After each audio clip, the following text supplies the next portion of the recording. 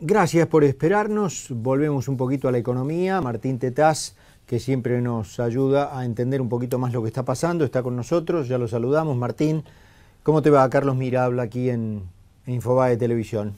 Hola Carlos, buenas tardes, ¿cómo te va? Muy bien, muy bien. Un placer hablar contigo. Bueno, Bueno, ¿qué pasó? ¿Está todo bien? Digamos, se acabó la fiebre del dólar, estamos en el país de las maravillas, se acabó la corrida, todo está terminado, nos dirigimos por un puente de alfombra mágica a la liquidación de la cosecha de soja, ¿está todo bien? mira, el gobierno, habíamos dicho ya hace prácticamente 15 días cuando se desató, o 20 días cuando se desató la crisis fuerte y el gobierno devaluó, pasó el dólar a 8 pesos primero, luego hizo las maniobras que hizo con el corralito, el cepo corralito este que tenemos.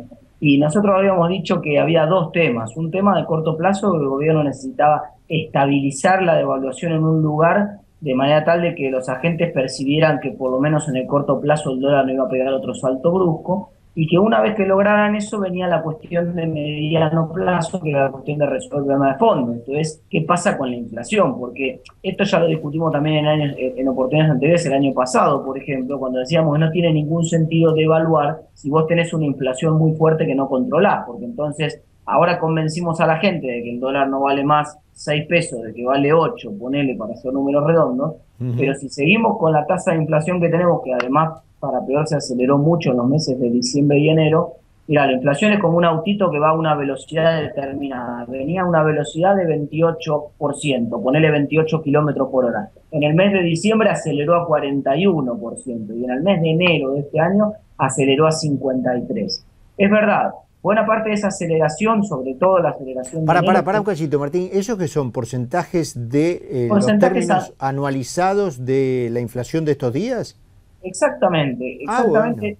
Y me qué parece que es interesante. interesante dar el dato de la inflación anualizada porque es como cuando uno mira en el velocímetro y ve los 100 kilómetros por hora, ¿no? Uno va a 100 kilómetros por hora, no espera 100 kilómetros para ver si transcurrieron los 100 kilómetros a 100 kilómetros por hora. En un momento vos acelerás y el auto llega a 100 kilómetros por hora. Quiere decir que en ese momento esa es la velocidad a la que viene lanzado el auto. Luego puede suceder que vos encuentres un corte más adelante y no puedas sostener la velocidad, o que aceleres más adelante y termines yendo más rápido. Y con la inflación pasa exactamente lo mismo.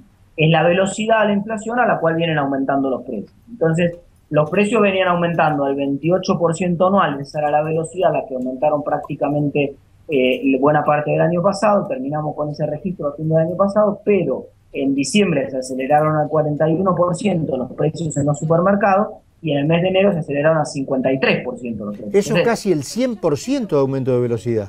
claro, entonces, ¿qué pasa? Se aceleró al doble casi la velocidad que venía la inflación y esto tiene que ver básicamente con el fenómeno de la devaluación por un lado y el fenómeno del por las dudas, lo que yo llamaba por las dudas, ¿no? Es decir, mucha gente, todos los productos que vos podés subirlos a un barco y llevártelos al exterior o podés subirlos a un barco y traerlos del exterior, que los economistas llamamos transables, obviamente todos esos productos quedaron expresados en valor dólar y entonces como el dólar subió, subieron esos productos. Pero además hubo una fiebre que percibieron todos los consumidores que aumentaban en góndola y en distintos lugares precios de bienes que no necesariamente eran transables, inclusive precios de bienes transables aumentaban más que lo que había aumentado el dólar en un efecto que yo denominaba por las dudas. Como nadie sabía dónde iba a quedar el dólar, la Ujú. gente quería atajarse, la memoria hiperinflacionaria y de crisis anteriores en Argentina, en la cual un empresario por ahí no podía reponer su stock si no remarcaba, entonces hizo que la gente aprendiera a decir que como prevían un dólar un poco más alto, ese efecto por las dudas generó mucha inflación. Ese efecto se corrió ahora, Carlos.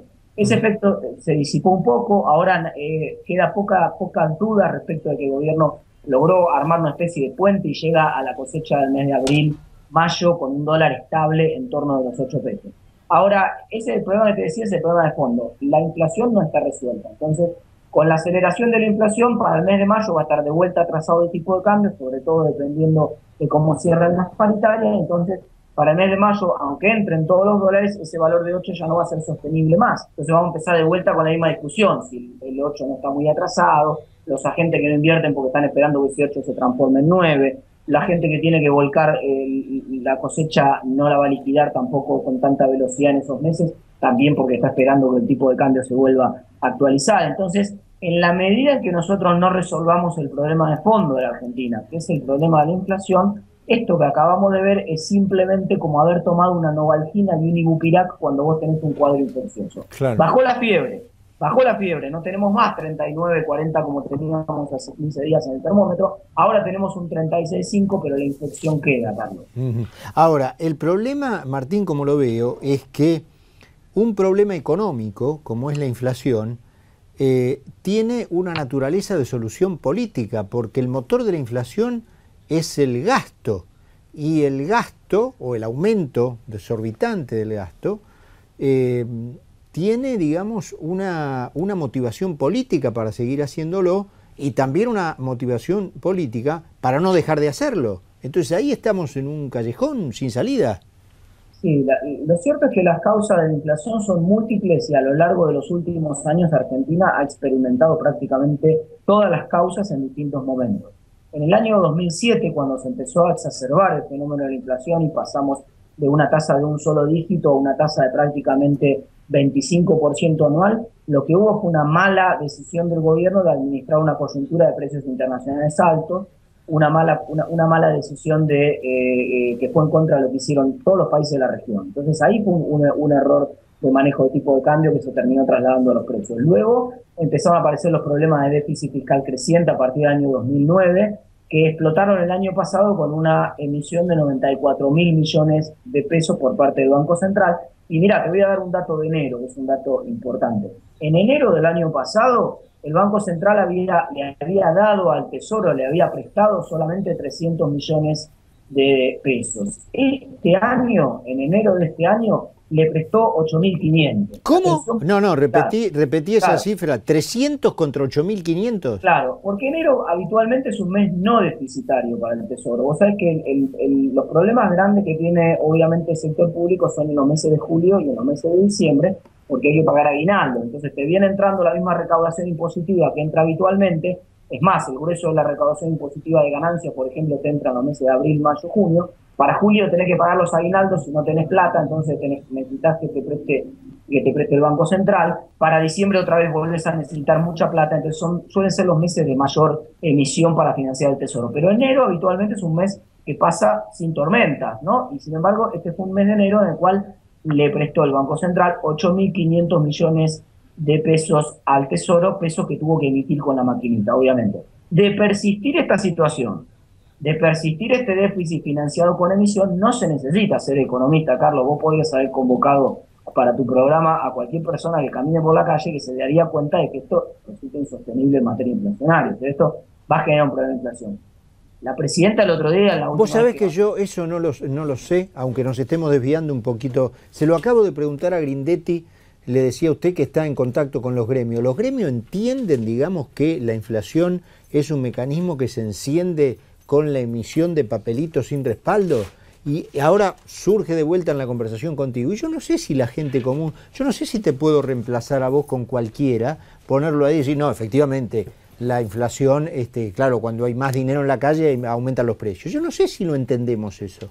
Es un problema a veces que nos traiciona el sentido común en ese sentido y mucha gente puede pensar que no porque hay contraejemplos. Entonces, como no es una relación lineal entre la emisión y la inflación, y muchas veces vos podés emitir, por ejemplo, si vos emitís una moneda que la gente quiere, si nosotros en vez de emitir pesos argentinos emitiéramos dólares y la gente quisiera los dólares, no habría ningún problema. Entonces mucha gente dice, pero ¿cómo? Estados Unidos emite y no tiene inflación. No, claro, porque tiene una moneda que la gente quiere. Y en otros momentos de la historia, Argentina también emitió con una moneda que la gente no quería mucho y tampoco generó inflación porque había la posibilidad de expandir la economía, porque había un desempleo muy alto, porque había un uso de la capacidad instalada muy baja por parte de las empresas, pero dadas las condiciones actuales en estos momentos, es prácticamente lineal la relación entre emisión e inflación, y cualquiera que lo dude, hay una propuesta muy simple, decirle, bueno, entonces el gobierno, ¿por qué no baja drásticamente el IVA y todos los otros impuestos y reemplaza todo el financiamiento del gasto con emisión monetaria? Claro, exacto.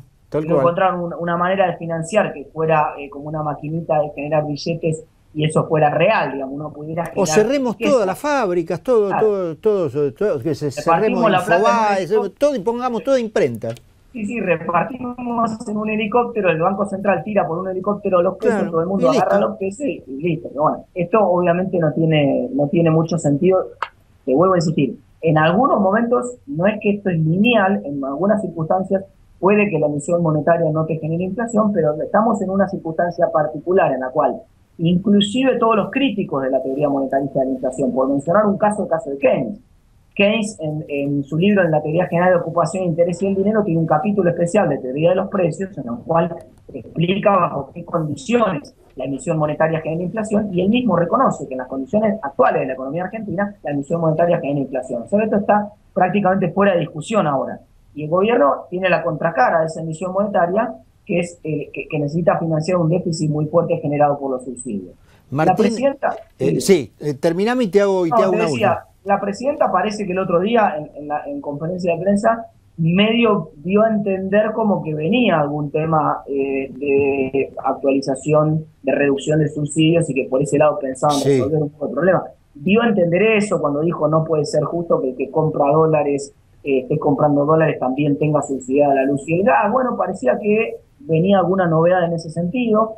Yo creo que se viene, que es realmente insostenible la situación. Entonces aparecen ahí dos caminos. Si vienen novedades en ese sentido, se reduce drásticamente el déficit, sobre todo en ese tipo de rubros, como por ejemplo subsidios a los servicios públicos, y eso para la emisión. Entonces podemos tener que puede ser que este veranito o esta primavera transitoria que estamos teniendo se prolongue un poco más en el tiempo. Pero si eso no sucede, para el mes de abril-mayo vamos a estar de vuelta con problemas.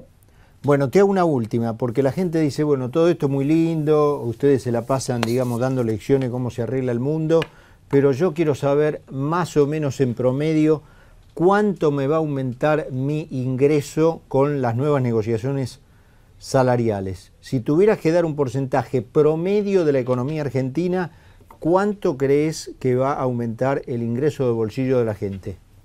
Mirá, esa es la pregunta clave en estos momentos, ¿no? La otra pata del problema. La primera pata es qué va a hacer el gobierno con el déficit fiscal, cómo lo va a financiar. Un poco lo que está esperando la gente no es que el gobierno tome una decisión o la otra, sino que informe cuál va a ser la decisión. La gente quiere saber ahora de dónde va a salir la plata para pagar ese agujero. Esa es la primera pregunta. La segunda pregunta es, obviamente, qué va a pasar con las paritarias. Mirá, puede pasar dos cosas.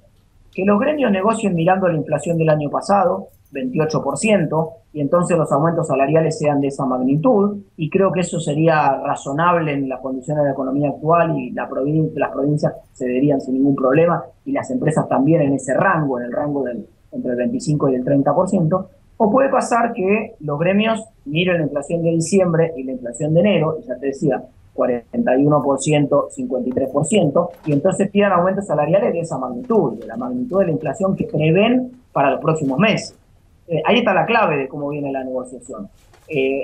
No le veo mucha salida a este tema, salvo que sea, digamos, el gobierno trate de convencer a los gremios de que eso fue un fenómeno aislado y que la inflación para los próximos meses no va a ser tan alta, y entonces accedan a agarrar un 25 o un 30%, pero la única posibilidad que los convenza de eso es que les diga, mira, si me equivoco yo y en los próximos 2, 3, 4 meses la inflación sigue acelerándose, nos sentamos de vuelta en la mesa a renegociar. Cláusula gatillo. Sí, veo muy difícil cerrar paritarias sin una cláusula gatillo de esas características. Martín, bueno, como siempre muy claro, te quedamos agradecidos y te mandamos un abrazo.